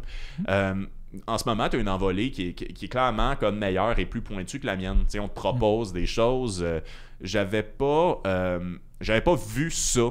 Je vois ça à peu près tous les 2 ans. Je pense que je suis assez bon de ce côté-là. J'avais pas vu ça depuis Mégane Brouillard. Fait que bravo. Merci. T'es mal à l'aise parce que c'est un compliment. Le v'là pareil. Là, mais tu sais, ça s'en vient. Puis en ce moment, t'es un peu dans l'année où genre, comme, je sais pas si t'as été approché par de la gérance. Une. OK. Je suis approché par une à date. OK, je suis pas mal certain de savoir c'est qui. Mais je suis pas mal certain que dans un an aussi, ça va être une espèce de bataille d'enchères weird de gérance. Puis ça, je te le souhaite pas parce que t'es une personne anxieuse. Mais tu sais, il y a je le vois en fait quelque chose qui va se passer, je le vois qu'il y a une connexion, je le vois qu'il y a des projets en fait qui vont peut-être proposer éventuellement, mais t'as peut-être pas nécessairement autant que moi, du moins de ce que je vois, la fibre de productrice. Je te vois pas organiser des choses. Si t'es anxieuse, je te vois mal gérer des préventes parce que je veux dire, je fais des nuits d'insomnie là-dessus, puis je pense que je gère ça. Ça fait longtemps que je fais ça par nécessité en tant que tel, mais ça arrêtera jamais d'être stressant, genre pour de vrai. Mais c'est une très bonne façon de payer son loyer avec ça. Je l'ai fait. J'ai été capable de vivre de mon art avant de reprendre cette job-là, genre pendant longtemps, puis de vivre correctement. Tu sais, genre, je pense pas que j'aurais remboursé mes prêts étudiants avec ça, mais j'étais capable de le faire pareil. Mais toi, seulement des shows, malgré le fait que je sais qu'on t'en propose plus que moi, je te rappelle, ça vient pas d'une place d'amertume, je comprends que tu payes pas tout ce que tu as à faire. D'un point de vue réaliste, pour connaître les chiffres, genre comme le calcul adopte pas que genre je pense pas que tu arrives à faire, mettons, ton sécurisant 1500, 1800$ par mois pour payer, mettons, ton loyer, ta bouffe, ton auto, qui sont 3 solides dépenses. Puis peut-être aller au cinéma une fois de temps en temps, pas le mardi, tu sais, c'est sympathique. Fait que c'est cool que tu aies une job de jour. Et j'espère que les gens ne jugent pas ça malgré le fait que tes affaires vont, là vous ne me voyez pas à l'audio, mais je fais des guillemets, bien, tu sais. Puis j'espère que ça te complexe pas. Non, pas du tout. Non, mais moi, justement, c'est ça, j'apprécie ça parce que ça, je veux... Maintenant, on veut vivre aussi, on veut faire des dépenses. Moi, c'est ça pour le confort de pouvoir descendre au Saguenay quand je veux, puis pas faire... Ben là, j'aimerais ça descendre parce que ma mère, admettons, va pas bien dans sa santé, mais je peux pas parce que j'ai pas les moyens financiers de me le permettre. Je vivrais encore moins bien avec ça que l'anxiété de travailler en tant que tel ou d'avoir mélangé les deux. Fait que... je pose la question en fait parce que je trouve que c'est quelque chose qui revient souvent. C'est une notion abstraite, mais c'est un podcast aussi fait pour comme concrètement un peu aiguiller les gens qui voudraient vivre dans leur art, puis pas juste l'humour en fait, ça va à tout. Est-ce que tu es rendu au point, parce que ça c'est une étape importante puis elle est fun, à refuser des gigs parce que ça te tente pas? Oui et non. Des open mic, mettons, oui, vu que c'est pas payé, des fois j'ai tendance à les repousser un petit peu certains. Tu dois plus avoir beaucoup le temps non plus, je veux pas être plate. Ben quand même assez parce que justement c'est là que je vais roder. Moi je me rode pas encore vraiment dans les soirées de rodage. J'ai mis peut-être 1-2 blagues que je vais cacher dedans pour les tester en tant que tel. Je comprends. Mais jamais je vais tester un bit dans une soirée de rodage ou quoi que ce soit, du moins une V1 à 100%. Je vais l'avoir fait 2-3 fois avant puis j'aurais eu vraiment des bonnes réactions pour me faire confiance pour le tester. Yes. Mais sinon c'est ça, jamais vraiment je vais tester des gros bits. Fait que pour ça des fois j'y vais parce qu'il faut que j'aille du nouveau matériel aussi. Mais quand je le sais, mettons, je me souhaite parler que c'était des mauvaises conditions, qu'il n'y avait même pas de public ou quoi que ce soit, je fais comme, j'irai pas perdre mon temps parce que moi, j'aime ça quand même gamer chez nous. Fait, rendu là, je vais gamer chez nous, quitte à aller me faire chier dans un open mic parce que personne va me voir. Puis moi, c'est ça, même si je veux aller roder, s'il y a 2 personnes dans le public, je rode pas vraiment. Je veux dire, c'est pas sur eux autres que je peux me baser sur des réactions. Fait que, certaines fois, mais c'est très rare. Là. Je dis ça comme si ça m'arrivait à toutes les semaines, là, mais peut-être, mettons, 4 dans l'année, mettons, gros max. Il y a une gig payante que j'ai refusée à date. Parce que c'était pour un ancien ami, ou une amie, en fait, qui m'a proposé un show pour sa compagnie. Es-tu à l'aise de me dire, mettons, gig payante, c'était combien? Lui, il m'offrait un 200$ pour 20 minutes. OK. Mais c'était à Saint-Hyacinthe. OK. Puis j'étais tout seul à faire le show là, d'humour, c'est ça, dans un show de compagnie, genre pour leur party de Noël. Fait qu'il payait-tu ton gaz ou... À la limite, ça payait mon gaz un peu, mais moi, je demandais, en plus, c'est ça, c'est moi qui ai été un petit peu money maker, là, mais j'ai dit, moi, c'est minimum 250 pour un 20 avec mon essence payée pour aller là-bas. OK. Il a dit, je vais m'en parler avec mes patrons, puis je te reviens que ça, puis il m'a juste jamais revenu, mais je savais que ça voulait dire non en tant que tel, ça marchera pas. Ah, OK, mais j'étais à l'aise de ça, parce que même pour 200$, même ça aurait été quand même un bon montant sur mon mois. Tu sais, genre, dans le pire des cas avec le gaz, tu t'aurais fait quoi, 140, genre? 140, même à la limite Saint-Hyacinthe, c'est pas si loin que ça, fait peut-être même 160, mettons, conservatrice. Mais c'est ça, moi je me disais, je suis tout seul là, je me mets dans un show de compagnie, de ce que j'ai entendu, c'est les pires shows à faire quasiment, parce que les gens se calissent un peu de toi. Ouais. Moi, avec ma transition, puis tout, je me rajoute un danger en tant que tel devant une compagnie, devant des gens que je connais pas. Je suis tout seul, fait qu'à la limite, j'ai personne pour me backer, j'ai personne pour si ça va mal, qui prend le relais ou quoi que ce soit, ou il bonne là-dessus. Fait que c'était trop de risques pour moi en tant que tel pour le montant. Je veux dire, je suis pas encore rendu à OK, il me faut de l'argent, je vais le faire, puis je vais me mettre dans la misère. Non, pas à 100% là-dedans. Là. Je peux comprendre des corpos qui peuvent être difficiles, mais au moins si j'étais avec une autre personne ou quoi que ce soit, je peux me backer au moins ou quoi que ce soit. Là. C'est. Je viens de dire de quoi de beau, en plus, c'est quand même particulier, ça. Non, mais c'est parce que c'est une leçon qui est dure à assimiler, surtout en plus quand on te propose de l'argent, mais c'est le principe de genre comment savoir quel impact sur ton image. Puis ton image est quand même fragile en ce moment par rapport au fait qu'il n'y a pas tout le monde qui t'a vu encore. Puis t'as vraiment une crainte de genre comme je me serais probablement planté, même si c'était payant. Genre, j'ai l'impression que tu rajoutais du stress, tu avais ton anxiété, tu avais aussi c'est une compagnie, c'est pas des conditions idéales. Puis tu as refusé de l'argent pour pas donner une mauvaise impression de toi. Puis je trouve que ça touche en fait plusieurs parties de ta démarche, autant que tu rodes seulement dans les open mic. Puis je trouve ça drôle, en plus, tu parles pas de casser du matériel, tu rodes seulement dans les open mic, mais t'essayes quelques jokes dans les soirées qui sont payantes, mais t'es quand même avec ton meilleur stock, d'où le fait que t'es rendu une expression dite par Vincent. Mais comme il y a quand même quelque chose d'extraordinaire, en fait, là-dedans, t'as un souci de qualité, puis de communication de qualité, que je trouve admirable. On a commencé le podcast, que t'as dit que t'aimais pas ça, les compliments, puis je fais rien ça, Caroline Dabin. Ça va pas bien, les jeunes. Mais... Non, je trouve ça le fun. Je trouve. Tu vas gagner ta vie à un moment donné. C'est le fun que tu payes ton loyer déjà, surtout que les loyers coûtent cher. Fait que ça veut probablement dire 15 000 $ par mois. Là, mais c'est. Moi, j'ai plus vraiment de questions par rapport à où est-ce que je voulais aller avec toi. À part peut-être celle-là, mais ultra vague, comment tu vois l'avenir pour Maxime F. Gagnon? Je vois à la limite continuer sur cette lancée-là. Peut-être à la limite ça va un petit peu moins piquer parce que ça a vraiment été vite rapidement. Tu me disais tantôt que j'avais plus de shows que toi, mais c'est toi qui m'offres les meilleurs shows quand même pour te retourner des compliments, mais c'est quand même vrai. C'est toi qui m'offres les meilleures conditions quasiment, les meilleurs paiements puis tout. Fait que veux pas, tu fais partie de ce succès-là de moi, entre guillemets. Fait que merci pour ça. Fait que c'est ça, je verrais peut-être plus de shows en tant que tel comme ça de d'autres personnes aussi, mais je connais pas tant les bookers encore. Je commence à me... Souvent, c'est ça, c'est des gens un peu plus connus que nous autres aussi. Fait qu'ils sortent pas dans les autres shows, quoi que ce soit. Ils font pas les shows que je fais. Quand ils les font, on est juste pas sur la même semaine. Fait que ça devient difficile des fois. Une affaire que je tiens à dire, puis ça dépasse la ligne des genres. En fait, c'est un truc que je donne à tout le monde. Les gens qui t'écrivent aussi, parce que ça aussi, c'est quelque chose que j'ai parlé avec d'autres bookers. Merci en passant, ça me fait chaud au cœur. La preuve, j'utilise beaucoup de mots très rapidement. T'es pas seulement, en fait, une femme, mettons, pour un pacing où il y en aurait pas beaucoup. T'es aussi une personne qui répond vite. Je sais pas si tu savais. Ouais? Ouais, t'es généralement quelqu'un. Ah oui, pour de vrai. C'est le booking. Genre, des fois, c'est pas juste une question de remplacement, mais t'es souvent quelqu'un qui est disponible, puis t'es aussi une fille qui fait encore des 15 en région pour 150 $.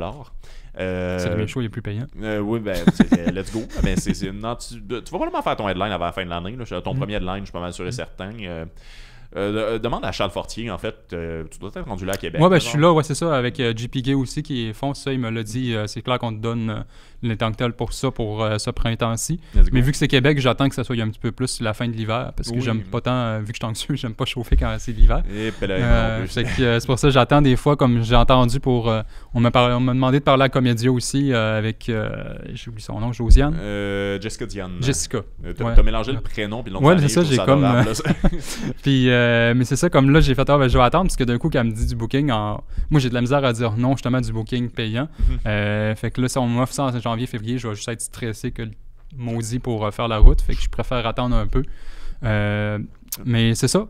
C'est où que j'allais avec ça? C'est ça pour le futur de Maxime. Oui, j'apprécie que tu aies perdu le fil là, au moins une fois. Ça fait plaisir, mais c'est ça. Pour le futur, c'est ça, d'avoir de ces shows-là, peut-être commencer à plus aller all-in. Je voulais essayer d'y aller all-in, justement, avec mon argent de côté, vu que j'ai pas de mandat de toute façon. Pour l'instant, vu que je peux me le permettre, je vais essayer d'y aller autant que je peux pour me sortir de ma zone de confort. Ça, c'est mon but pour 2023, d'avoir fait des shows qui sont pas dans mon curriculum normal, parce que je suis pas mal dans le stand-up classique. Fait que peut-être d'aller faire les shows, est-ce que c'est des shows de personnages, des trucs comme ça pour essayer autre chose, pas parce que je vais me tourner là-dedans, mais pour au moins me diversifier dans mon spectre d'humoriste. Absolument. Fait que ça, je vais me forcer là-dessus pour ces shows-là. Je présente mon premier... je vais essayer de présenter mon premier 30-30 cet été. OK. Donc, normalement, ça va être... On le poste pour ZooFest avec Pierre-Luc Racine, un bon ami à nos deux. Let's go. On va essayer pour ZooFest, peut-être le Minifest aussi, je ne sais pas si c'était dans l'idée à Pierre-Luc, je pense que non. Okay. Mais sinon, c'est ça, peut-être de mon côté ou de quoi de même, essayer de faire mon premier 30. Là, tu m'as fait mon premier 20 l'autre jour par la bande. C'était super le fun. J'ai été super stressant aussi avec mon anxiété, mais c'est super le fun aussi. Ça a bien été en plus, puis j'ai eu des beaux commentaires, fait que c'est le fun. Fait que là, c'est d'aller avec mon premier 30, d'essayer d'aller plus loin, puis d'essayer d'avoir plus de nouveaux sujets encore sur scène. Ça va bien aller. C'est... moi, je suggère, ils vont être fâchés, là, malgré le fait que j'utilise leur studio en ce moment, je suggère quasiment le Minifest, par contre, autant au niveau des thématiques, autant que je pense que vous ferez un petit peu plus d'argent avec ça, en fait. Non, effectivement, ça, l'année passée, pour avoir fait les deux, j'ai été plus payé à Minifest pour moins de personnes que ZooFest. ZooFest, c'est le fun pour le branding en tant que tel, puis tout. Mais c'est sûr, monétairement, c'est plus... ça se fait que j'ai tort aussi. C'est particulier parce que genre là, les épisodes vont sortir un petit peu après le ZooFest, fait que comme le temps nous le dira en tant que ou peut-être en même temps, en fait. Fait que ça va être intéressant de me faire renvoyer de ma job parce que ça, mais je le pense malgré tout, c'est de l'information assez publique.